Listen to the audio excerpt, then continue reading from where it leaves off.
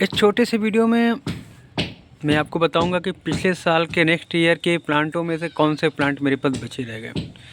देखिए जी, मेरे हाथों में आप देख सकते हैं, ये पिछले सीज़न का बरबीना का पौधा है। ये भी साल भर चल जाता है, ठीक है।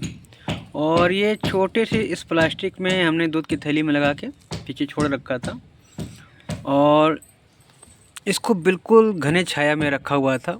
ये भी एक निगलेक्ट टाइप का पौधा था और मैंने कटिंग लगा के पिछली बार मार्च में जब पौधे जलने मरने लगे होली के बाद में, तो मैंने बहुत सारी कटिंग काट छाट के और फूल के लिए तो कटिंग जो फूलों के लिए करके छोड़ा था उन्हीं को मैं इनमें लगा दिया था, ठीक है।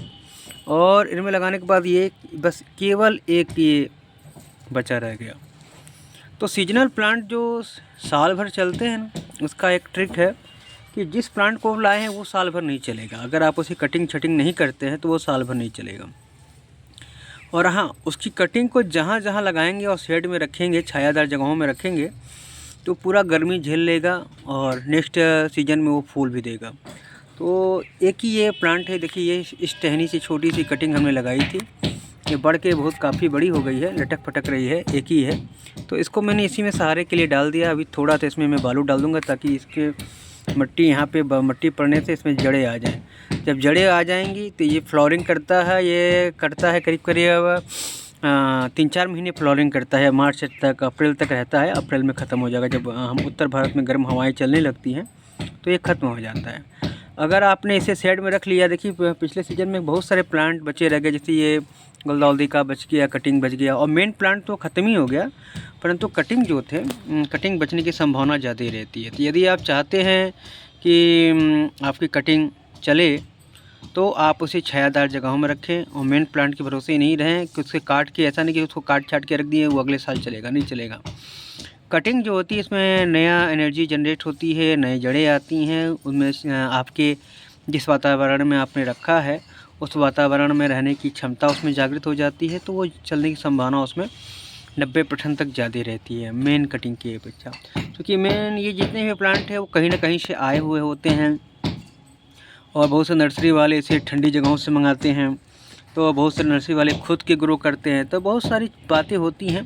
परंतु मेरा जो व्यक्तिगत अनुभव है वो ये है कि हम कटिंग को फेंके ना, जो भी पेड़ पौधे को काटे। जैसे ये फूलों का हो गया है, अब ये फूल बहुत दिन नहीं चलेगा। हाँ, बहुत चलने को तो फूल 1-1.5 महीने तक ही एक गुलदाउदी का फूल रह जाता है, परंतु अगर हम इसे काट देंगे तो फरवरी मार्च में इसमें फिर से बड़ी कलियाँ आएंगी और फिर से फूल फ्लावरिंग देगा।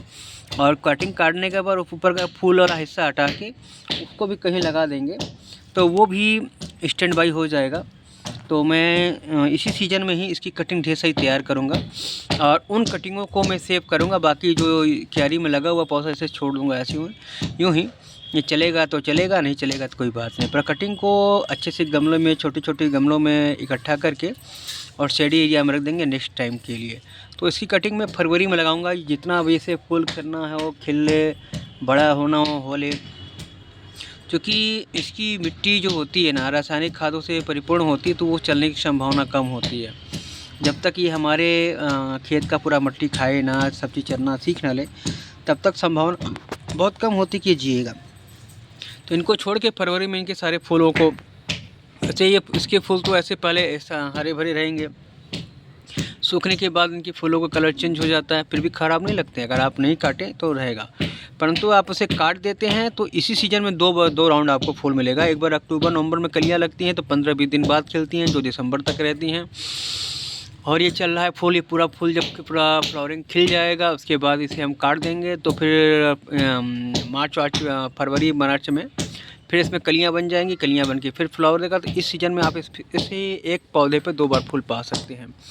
नहीं कटिंग छटिंग करेंगे तो ये पूरा फ्लावर को मत तोड़िए, ये भी आपका करीब करीब कम से कम मरे हालत में 1 से 1.5 महीना चलेगा। सेम इसी मुद्रा में गुलदाउदी की एक खास बात होती है कि फूल करीब करीब 1 से 1.5 महीने तक रहता है। और पौधों पे जाड़े में फूल तो हफ्ता भर 10 दिन में ख़त्म हो जाता है, परंतु इस पर फूल जो रहता है 1 से 1.5 महीने तक रहेगा। पहले ये कलर रहेगा, फिर थोड़ा डाउन हो जाएगा, फिर लगाने लगेगा कागज़ का फूल है, परंतु रहेगा 1 से 1.5 महीने तक।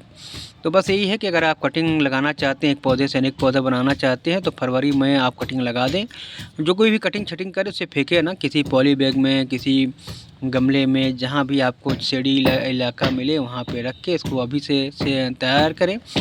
वैसे तो इस सीज़न में हम पूरा ग्रीन शेड बनाएंगे तो तय हमने कर लिया है, क्योंकि फ्लावरिंग मुझे 12 मास चाहिए, तो मैं गुलाब का खास करके गुलाबों पे ध्यान देता हूँ, तो गुलाब के लिए कर रहा हूँ। तो इस बार इन लोगों को भी उसी शेड में रखूँगा और देखूँगा कि नेक्स्ट टाइम में क्या होते हैं। तो इस बार ये बरबीना नहीं लेंगे, बरबीना बहुत महीन फूल, छोटा छोटा फूल होता है और रेट में तो उतना ही आता है। अगर फूलों का क्यारी चाहिए तो हर फूल ही अच्छा होता है। तो सबसे बेस्ट होता है डहेलिया लगाइए, गुलदाउदी लगाइए। गुलदाउदी सबसे कम रख रखाव का होता है। देखिए सारे में फूल खिल गए हैं, ये पीलो, येलो, पिंक वगैरह सब फूल खिल गए हैं। 4-5 पौधे लाए थे और 2-3 पौधे हमारे यहाँ की हैं जो इसमें कलियाँ लग रही हैं। कलियाँ जैसे कैसे खिलेंगी परमात्मा मालिक है, जब खिल जाएगा तब कह सकते हैं कि शंका है। तो बस यही है।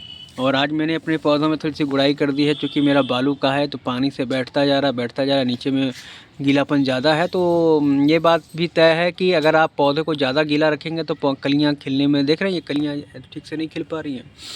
जहाँ सूखापन है वहाँ गलियाँ कैसे ठोस पूरा खिली हैं, जहाँ ज़्यादा पानी है वहाँ कलियाँ टेढ़ी मेढ़ी खिलती हैं।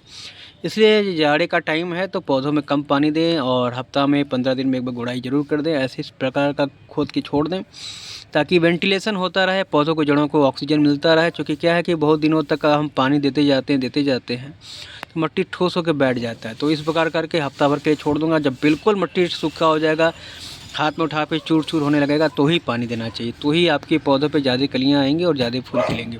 तो अभी के लिए इतना ही, धन्यवाद।